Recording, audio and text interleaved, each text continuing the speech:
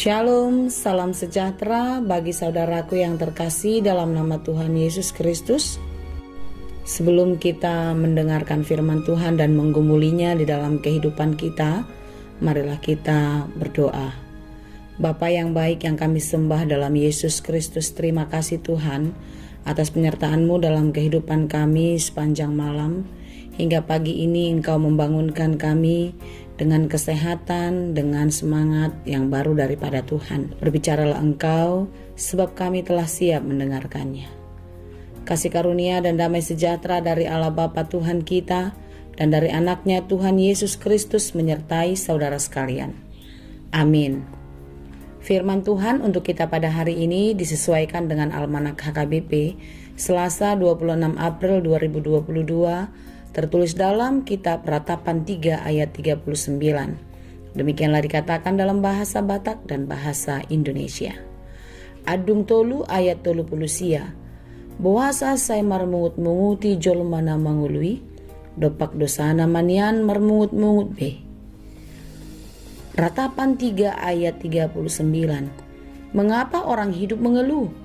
Biarlah setiap orang mengeluh tentang dosanya. Demikianlah saudara yang dikasihi Tuhan, setiap peristiwa pasti ada sebabnya.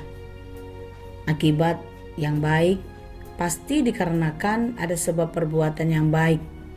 Demikian sebaliknya, akibat yang buruk atau tidak baik tentu karena ada perbuatan yang tidak baik pula. Renungan kita pada hari ini memberitahukan bagaimana bangsa Yehuda menderita di dalam pembuangan di Babel. Kita tahu bahwa mereka dibuang ke Babel adalah dikarenakan dosa-dosa mereka.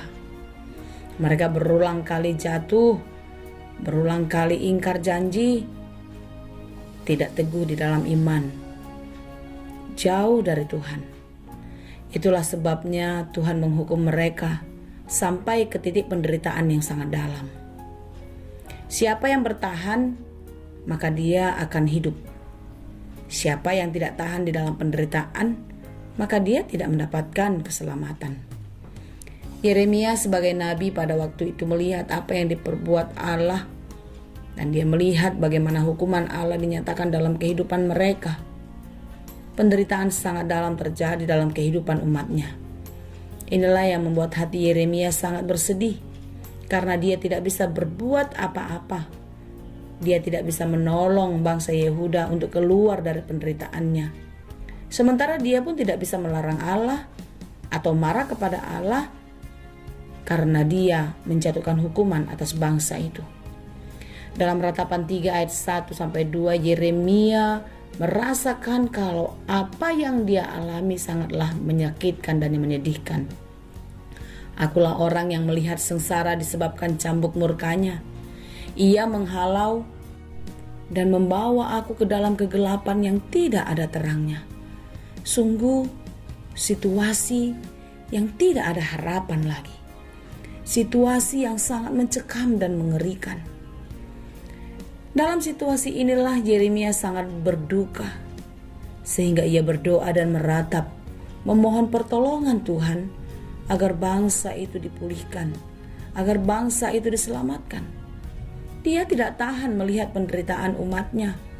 Oleh karena itu Yeremia memohon dengan sangat di dalam ratapannya kepada Allah agar Allah menolong bangsa Yehuda. Namun Tuhan seolah-olah tidak mendengar doa Yeremia, sehingga ia merasa sangat sedih dan kecewa. Dalam ayat 8 dan 10 dikatakan, walaupun aku memanggil-manggil dan berteriak minta tolong, tak didengarkannya doaku. Ia merintangi jalan-jalanku dengan batu pahat dan menjadikannya tidak terlalui.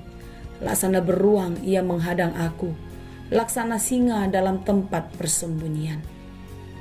Sungguh ungkapan yang sangat menyedihkan, ungkapan yang menunjukkan kekecewaan.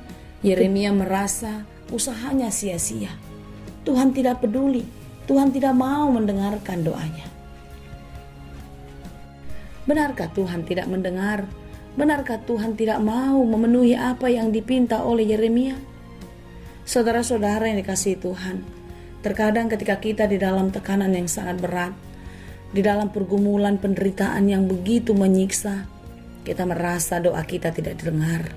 Kita merasa Tuhan tidak peduli kepada kita. Tetapi sesungguhnya tidaklah demikian. Kesakitan, tekanan yang dialami oleh umat Yehuda, yang diizinkan Tuhan terjadi kepada mereka sebagai hukuman atas perbuatan dan dosa-dosa mereka, adalah cara Tuhan untuk menempa, untuk memperbaiki kehidupan mereka lebih baik.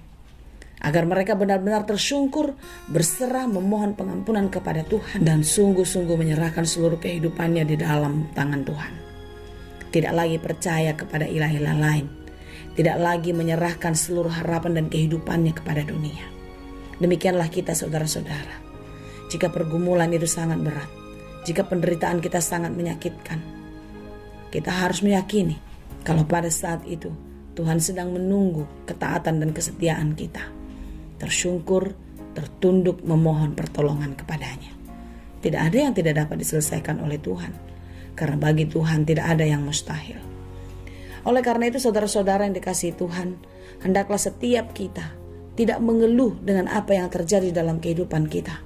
Tetapi marilah kita merenungkan kembali setiap peristiwa yang terjadi di dalam kehidupan yang membuat kita susah, yang membuat kita menderita, apakah yang sudah kita kerjakan sebelumnya? Demikianlah yang dikatakan Yeremia, mengapa orang hidup mengeluh? Biarlah setiap orang mengeluh tentang dosanya. Artinya setiap kita merenungkan kembali apa yang sudah kita perbuat dan mengapa kita melakukan itu. Dan ketika kita melakukan kesalahan dan melakukan dosa-dosa, pantaskah kita untuk mendapatkan ganjaran? Pantaskah kita untuk mendapatkan hukuman? Hendaklah kita merenungkan, saudaraku dikasihi Tuhan.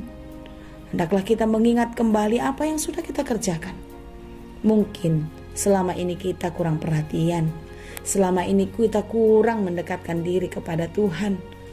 Kita mengatakan kalau kita mampu. Kita menganggap diri kita bisa melakukan segalanya tanpa pertolongan Tuhan. Atau kita mengandalkan keluarga, mengandalkan pasangan hidup kita, mengandalkan teman-teman kita, mengandalkan harta kekayaan kita. Tidak ada satupun yang kita miliki dapat mengatasi setiap persoalan kita. Tidak ada sesuatu yang ada pada diri kita yang bisa menolong kita untuk keluar dari penderitaan kita. Hanya Tuhanlah satu-satunya sumber keselamatan dan pertolongan kita. Oleh karena itu saudara-saudaraku yang dikasihi Tuhan, dengan merenungkan segala sesuatu yang sudah kita perbuat di dalam kehidupan ini, marilah kita menyadari bahwasanya kita tidak bisa apa-apa. Kita tidak berarti tanpa pertolongan Tuhan. Berserahlah kepada Tuhan. Di dalam segala penderitaan, segala pergumulanmu, bergumullah dan berdoa, memohon pertolongannya.